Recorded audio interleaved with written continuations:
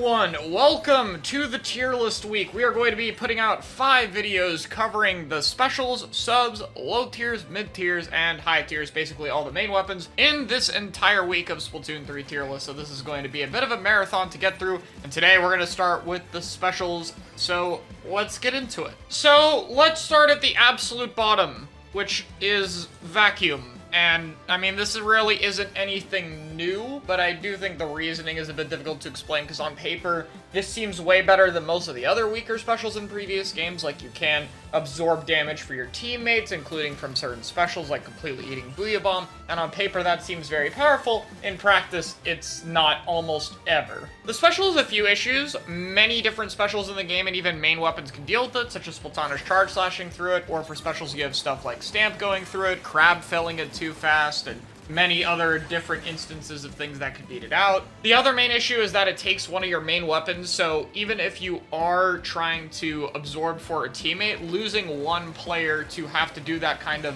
suction to protect teammates does lead to a bit of vulnerability, especially with many of the ink vacuum weapons that have a long range and try to crossfire or apply pressure that are no longer putting that pressure out there. If a charger is using ink vacuum, it is no longer threatening to snipe you at a distance. This special really needs to be able to cancel the suction mode and go back to the shot and your main weapon whenever you want. That alone would do a lot for it. It already does a lot for Stamp, which we'll talk about later. But for the time being, yeah, this special doesn't seem too bad on paper, but in practice, it falls apart way more than you might think. Speaking of a special that's fallen off, possibly more than any other special to the point that I've done my own video on it, is Big Bubbler, which I'm actually going to rank all the way in the second worst in the game now. I do still think it's better than Vacuum significantly to the point where it shouldn't be in its own tier, and I do think this is the tiers where specials start to have uses. Mainly on something like Roller, I think it's actually not so bad, like it can actually do something, but the special has a lot of problems. It's very easy to shred. Most specials in the game straight up counter it. A lot of main weapon options in the game can go through the bubble easier. The larger shield size seems nice, but in practice for weapons like Blaster or Squiffer, it's actually easier to get inside and punish it because the bubble shield is larger, so you can get inside it easier. And honestly, it even makes it easier to shred at times. The extra resistance is really only nice against Tentamissiles, and Tentamissiles are not that common right now, so it's a very limited use case. What this special needs to be able to do is to be able to actually counter other specials, and pretty much every special in the game does the exact opposite. Even bad specials in this game can counter Big Bubbler. That being said, it's still a shield. It still is an extra thing outside of your team, so it does have its own use cases. Like, I don't think any specials in this game feel completely awful outside of Ink Vacuum. So I think even though Bubbler is this low, it has cases where it can be fine. But for the most part, it definitely doesn't have the utility of other specials. Yeah, so if anyone thought me using S-Blast 92 is going to make me put Slider way higher, I have bad news for you guys. This is still probably a bottom 5 special. I will say it's way better than people made me think, and it's kind of complicated to explain why, so I'm gonna show a clip from FLC. Things like Inkjet, where Inkjet, yeah, is really strong, but you can't take your own space. Whereas Reef Slider, you create space and take it in that same opening, and if it's ever possible to live through it, it's a really powerful special. Okay, so let's talk about what that meant. Reef Slider does 2 very important things. It gets you in, and it takes space via an explosion that has a giant radius that deals 70 damage. The main issue with it is that oftentimes you die in it. And yes, in future updates, if you can Reef Slider and live most of the time, this suddenly goes over here on this end of the tier list. Because all of a sudden now you have something that can just go in, deal with HP specials, take space, paint, and then you also don't die. The reason it's down here is because a lot of the time, you actually just die. So unfortunately, we do not live in the world where Reef Slider is a top 5 special. Instead, it is still a bottom 5 special. However, it definitely has its use cases. It's on weapons like 92 and Tetra that sometimes are fine with dying, and if it's going to die and get a kill, or die and 70 damage 3 people your team is inkjetting, or die but also get 2 kills before you go down, or any of those use cases, it ends up being great. And yes, it can also cheese zones, it can cheese Rainmaker explosions, and you can live a GG Booyah Bomb, and you can crack and cheese with it.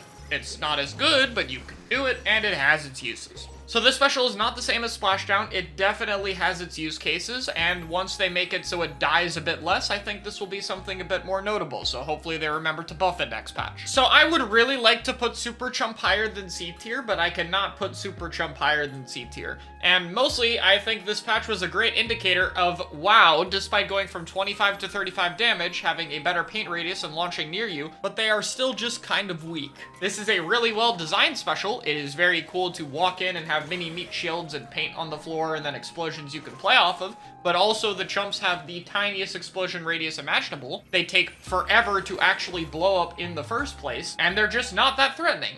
It's very easy to walk away from them, to ignore them, to break them as an enemy team. The main issue is I think the explosion radius is just flat out tiny, and I think until that radius gets larger, and maybe some bonus effects like locating opponents when they explode, it's not threatening enough to actually get your team in, and getting your team in is the special's job. So it does a very mediocre job at it. I think it is okay in zones though, because the paint it puts out on the zone is a little bit more threatening there. So let's talk about this thing next.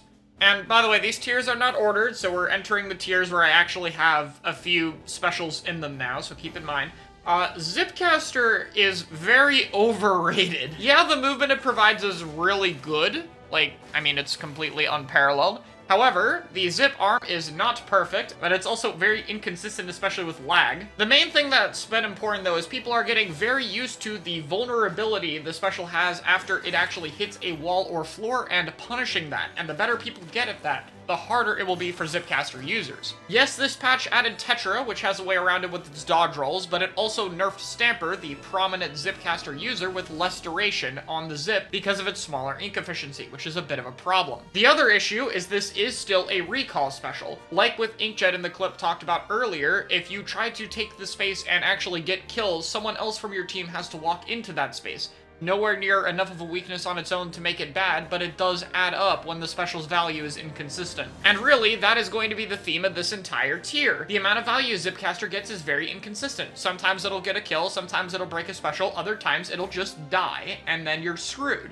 And unfortunately, that inconsistency can play a role in how high it's ranked in competitive matches to me. Kraken actually has a very similar problem. Instead of raw mobility, you instead have invincibility. But it's the same issue. If you cannot find a kill or a special to break, or displacing multiple people, because remember, if you displace one, you are also being a Kraken, and it is just a 3v3, then you are going to have a bit of a problem.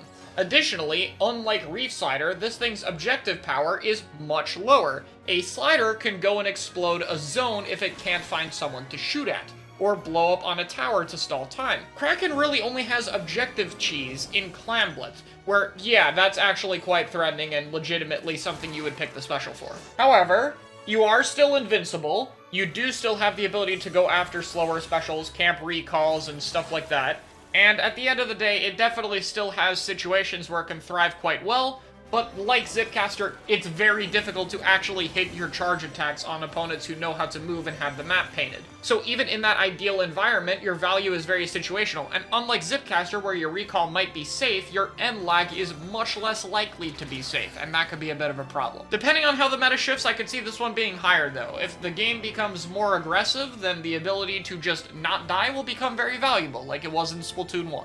Speaking of inconsistencies is Trizooka, and I feel this one is fairly self-explanatory. You have very little duration, very little shots, and the hitbox on them is very janky. If they do not get a kill, they do pretty much nothing. So it is the standard haha lottery Zooka. It's not as bad as people say it is, and its object damage to specials like crap is better than it was a while ago, so it has a bit more consistency. But ultimately, go watch competitive matches with the Trizooka in it at top level, and you will absolutely see some Zookas that do absolutely nothing, and some that get only one kill, and you'll also see some that win the entire game. Consistency is a very important theme with this tier, and Trizooka does not have that. The last special of this list is not the same as consistency problems, it is Cooler, which basically has its own different strategy centered around it. Cooler is basically the idea of quick respawn comps. Now, technically, this special is rated a little bit lower because not every cooler weapon is the Zap 85 with the ability to cycle it, but I'm going to talk about it in terms of the end Zap 85's ability because that is where it's most important. And at this point, we do know from a few majors that this is a pretty good strategy, where you have a Zap trying to infinitely cycle coolers. This has some positives, mainly against Inkjet.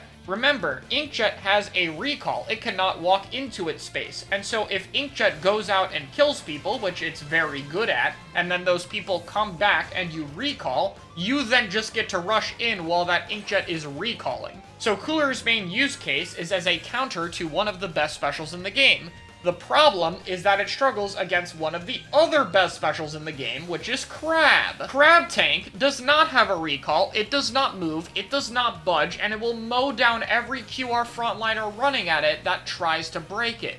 And so Crab strats might be able to take care of Cooler even if Cooler ends up being good against Inkjet. On top of that, Cooler is still not an entry special that gets you in. You are sacrificing one of those specials. And so if you have a game where you struggle to get in, it's not going to matter. Even with this strat, there are counter ones that are good with Splash and Crabs. However, the main reason this is only a B tier special is because only Zap 85 can do this Cooler cycling strat, and without that, its power level goes far lower. So yeah, on something like Zap, S tier special. On all the other Cooler weapons, yeah, it's kind of just here. Alright, so let's go to A tier, where I'm going to reluctantly put Tri-Strike. I have very much debated putting Tri-Strike down into B tier, and the other special in this tier I definitely think is better. But I'm going to be reasonable, and outside of my personal opinion, it has enough results for me to at least put it in this tier. I do think Tri-Strike still definitely has a lot of threatening power. It can kill you very easily, it can break HP specials, and it can displace people. It comes at the cost of one of your guys throwing Tri-Strikes. But in competitive play, it seemed to have enough use cases to be warranted. Personally, I think this special is starting to fall off as other options become better, in particular Vanilla Splash, and I think it will likely drop down here in the future. But for now, if Tri-Strike players can manage to keep up the level of optimization they're getting, then potentially I could see it staying up here. And it is technically very useful to be able to throw it to where Inkjet wants to stand, and it does do a good job of that. For example, on Hagglefish, just throwing it to knock people off the middle towers can be something that's quite useful. But in general, I think Cooler strats are a bit better into Inkjet. So it's going to depend, can this thing have a viable niece against Inkjet and Crab? I don't think so, but maybe it'll happen. And yes, the other special in this tier, as chat has chosen correctly, is in fact Ultra Stamp. And yeah, despite the duration nerf, I think this thing is still actually good. This thing is still a great object shredder, but most importantly, it is very good at dealing damage to people and forcing you to deal with it, and it is very difficult to deal with it before it does a lot of damage. If you guys remember, I talked about how Reef Slider's 70 damage is very difficult to avoid, and so that can always have an impact. The difference is this thing is much more likely to deal damage, much more likely to kill, much more flexible, and much more likely to deal it to multiple people considering it's a rush mode, and on top of that, it has a throw mode. Now yes, it does have the downside of sometimes you will just die through the rush mode before you can do much with it. In fact, more than Slider probably will die before it actually gets to the ending location. However, Ultra Stamp just flat out has way more control and ability to make something happen, and I think ultimately it has way more uses. So, I'm actually gonna bump Whale up. I think people have gotten a bit better at coordinating with it. Being able to have a player with your whales is clearly useful, and running a little bit of special power-up does noticeably make it a little bit stronger. So I think, yeah, it's fair to have it slightly higher. Outside of that, it is basically just a weaker missile though, so there's not a lot to say. I'll talk about that more when we get to missile. Wavebreaker is a little bit weaker than it was the last time I made a tier list, mainly because there is more Inkjet, and Inkjet does not really care about Wavebreaker because it's in the sky. But outside of that, Wavebreaker is still really good. 45 damage is an exceptional combo number. The location it provides is useful, and it combos very well with other specials, can be used as a sustain tool and an entry tool. It hasn't really been changed much, and the reasoning for why it's good has also not really changed.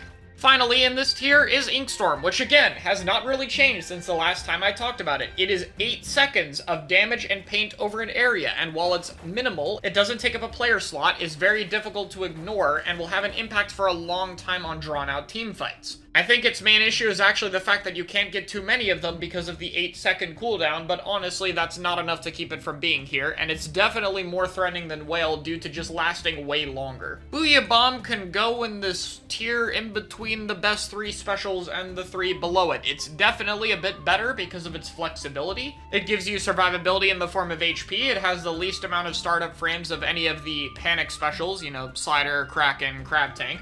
So it's the most reliable at doing so, and it can function as a displacement tool that can counter bombs or other HP specials. It is still a little bit slow, and it can die a decent bit, especially as stuff like Splatanas are in the game, but I think ultimately it's still a very strong special. Oh, and of course it also just can GG tower control against most things, so that's pretty useful.